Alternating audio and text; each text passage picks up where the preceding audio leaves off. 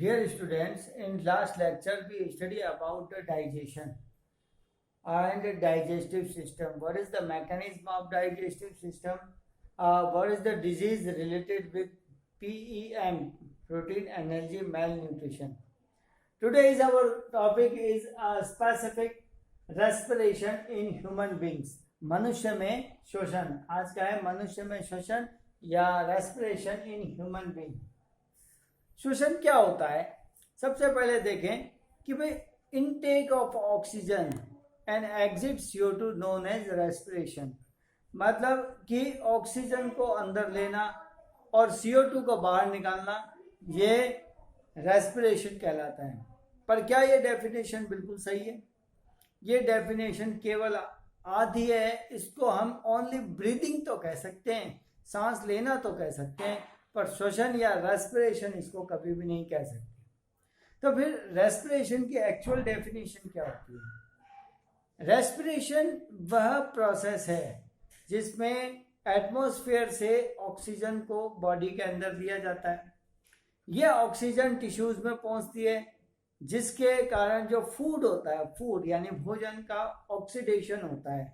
उस ऑक्सीडेशन से ATP produce होता है. तो respiration is a process in which we intake the oxygen. Due to presence of oxygen, the process oxidation occur in the food and makes ATP known as respiration. तो जिसमें ATP का निर्माण होता है भोजन के ऑक्सीकरण से, उसको ही श्वसन कहा जाता है. अब श्वसन के प्रकार, पहला होता है ब्रीदिंग. ब्रीदिंग से मीन्स होता है बाह्य श्वसन. बाह्य श्वसन यानी इसको सामान्यतः कहें सांस लेना. सांस लेना मीन्स ब्रीदिंग. एटमॉस्फेयर से ऑक्सीजन लेना और CO2 को बाहर निकालना, इसको ब्रीदिंग या सामान्य श्वसन, बाह्य श्वसन कहा जाता है. दूसरा होता है अंतः श्वसन, जिसको कहते हैं रेस्पिरेशन. अंतः श्वसन, रेस्पिरेशन.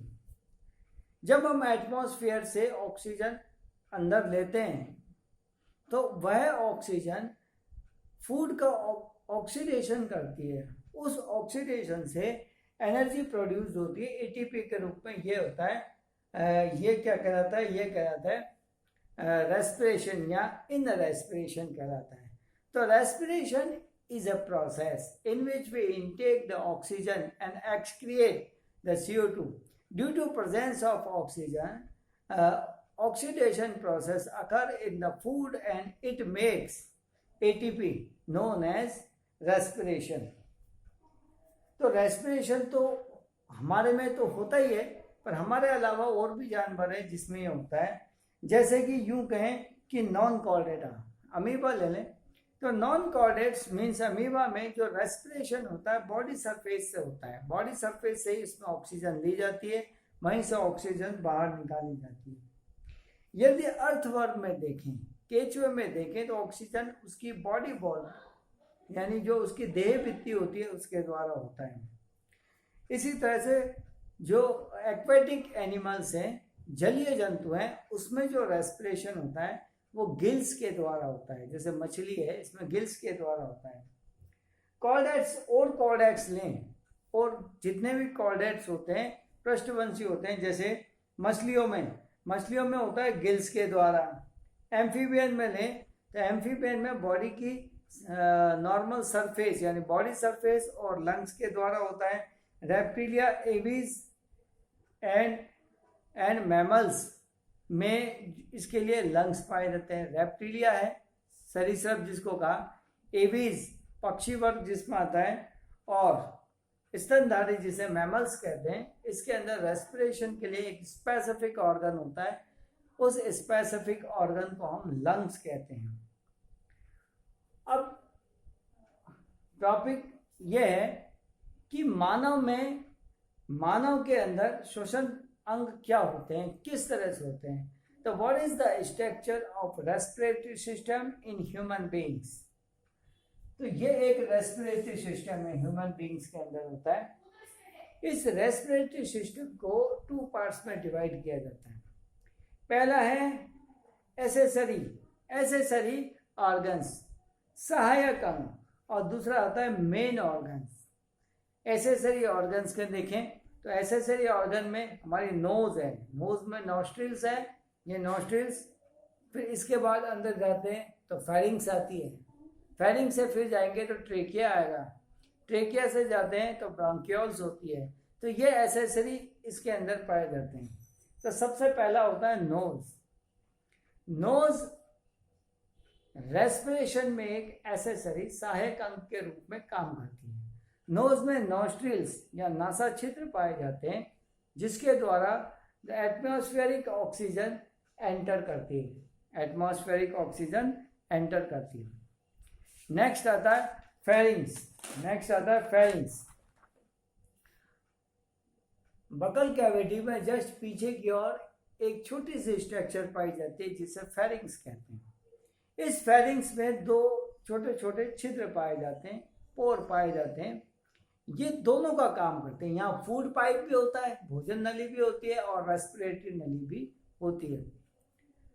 डाइजेशन में आपने पढ़ा था जो रेस्पिरेटरी जो ट्यूब होती है यानी ट्रेकिया होती है, उसके जो ओपनिंग होती है उसको ग्लॉटिस कहते हैं, ग्लॉटिस, और उसके ऊपर एक ढक्कन या ओपर्कुलम के समान स्ट्रक्चर पाई जाती है, इसको एपिग्लॉटिक्स कहते हैं। यह ट्रैफिक पुलिसमैन की तरह कार्य करती है। जब हमें रेस्पिरेशन करना होता है तो ये ओपन हो जाती है जिससे रेस्पिरेटरी ट्यूब ट्रेकिया ओपन हो जाती है और ऑक्सीजन आती है। जब हम भोजन को निगलते हैं तो ये बंद हो जाती है। तो जो फूड होता है वो ट्रेकिया में न जाकर के फूड पाइप में या भोजन नली के अंदर चला जाता है। उसके बाद में आता है कंठ, जिसको कहते हैं लैरिंग्स। ये कंठ या लैरिंग्स कहलाता है।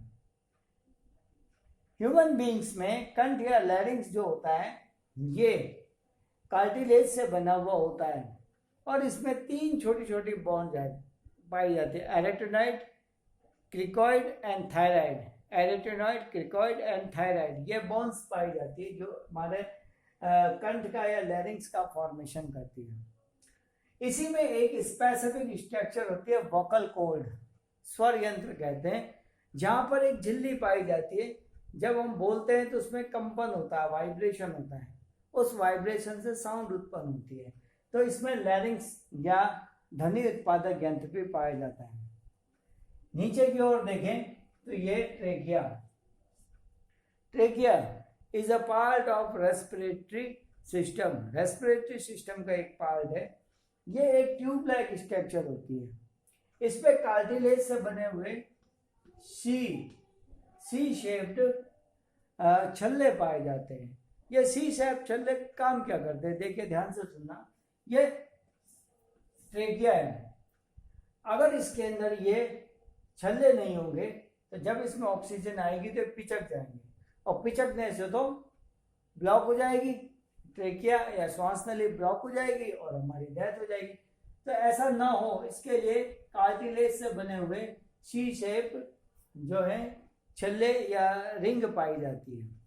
तो यहाँ पे यूँ क्वेश्चन भी आ सकता है कि what is the importance of C shape ring, या सी आकार के जो छल्ले होते हैं इसका क्या महत्व होता है। ये ट्रेकिया को या श्वास नली को पिचकने से बचाती है।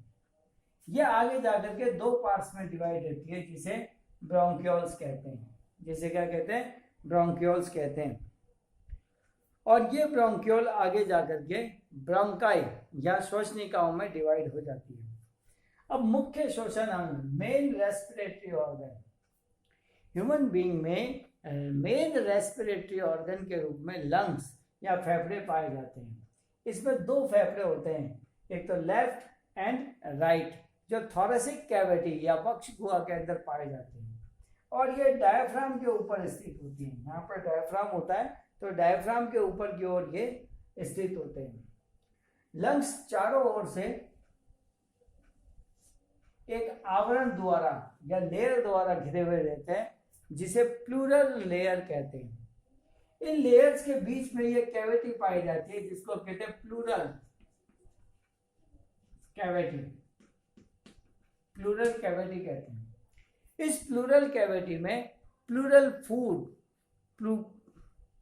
फ्लूइड भरा हुआ रहता है, प्लूरल द्रव भरा हुआ रहता है। ये बाह्य आघातों से जब चोट लगती है तो हमारे लंग्स की रक्षा करता है। जैसे एकदम यहाँ चोट लगती है तो लंग्स को कौन बचा रहा है, तो ये प्लूरल फ्लूइड जो होता है ये बचाने का काम करता है। यहाँ पे एक क्वेश्चन है कि यदि जो दो लेयर्स है इसके बीच में हवा आ जाए या एयर आ जाए तो क्या होगा। ऐसी कंडीशन के अंदर ये जो लंग्स होंगे वो पिचक जाएंगे, पिचकने से व्यक्ति की डेथ भी हो सकती है। तो ह्यूमन बींग्स में एक जोड़ी लंग्स पाए जाते हैं जो थोरेसिक कैविटी या वक्ष गुहा के अंदर स्थित होते हैं। ये एक गुब्बारे के समान गुलाबी रंग के स्ट्रक्चर होते हैं जो चारों ओर से जो एक लेयर द्वारा घिरे रहते हैं जिसे प्लूरल लेयर कहते हैं। इसके बीच में एक फ्लूइड होता है जिसे प्लूरल फ्लूइड या प्लूरल द्रव कहते हैं। ये लंग्स को प्रोटेक्शन प्रोवाइड करता है। लंग्स में ब्रोंकियोल्स निकल करके 2 पार्ट्स में डिवाइड होती है जिसे ब्रोंकाई कहते हैं। इसे क्या कहते हैं, ब्रोंकाई या श्वसनिका कहते हैं। ये फिर आगे डिवाइड होती है छोटे छोटे पार्ट्स में और इसके आगे की ओर एल्वोई या यूं कहें कि एल्वोलाई या वायु कूपिकाएं पाई जाती है जिसमें एयर इकट्ठी होती है। अब ये कितनी होती है, जितनी जिसमें ज्यादा होगी उसमें कैपेसिटी उतनी ही अधिक होगी। लगभग ये 60 करोड़ पाई जाती है, किसमें ह्यूमन बींग्स में 60 करोड़ या 60 करोड़ पाई जाती है। इसमें जो लेफ्ट लंग्स होता है उसमें 2 लोब होते हैं, ये फर्स्ट लोब और ये सेकंड लोब। जबकि राइट जो लंग्स होता है उसमें 3 लोब होते हैं, ये फर्स्ट, ये सेकंड और ये थर्ड। तो लंग्स होता है वो लोब्स में डिवाइड होता है। लेफ्ट लंग्स में 2 लोब्स पाए जाते हैं जबकि राइट लंग्स में 3 लोब्स पाए जाते हैं, 3 लोब पाए जाते हैं। ये रेस्पिरेशन के समय सिकुड़ने और फैलने का काम करता है जिससे इसमें एयर अंदर आती भी है और एयर बाहर जाती भी है। इसको कहते हैं mechanism of respiration. In next lecture we study about तो what is the mechanism of respiration. देखो रेस्पिरेशन कैसा होता है, एक तो होता है सांस लेना ब्रीदिंग, फिर होता है gaseous exchange oxygen and CO2 का लेना, और नेक्स्ट होता है इसमें CO2 और O2 का ब्लड के द्वारा ट्रांसपोर्टेशन पूरी बॉडी में जाता है। तो 3 पार्ट्स में ये डिवाइड होता है। तो students in next lecture we study about what is the mechanism of respiration and what is the importance of these mechanism in respiration. इनका क्या महत्व होता है, इनके बारे में हम नेक्स्ट लेक्चर में पढ़ेंगे। Thank you.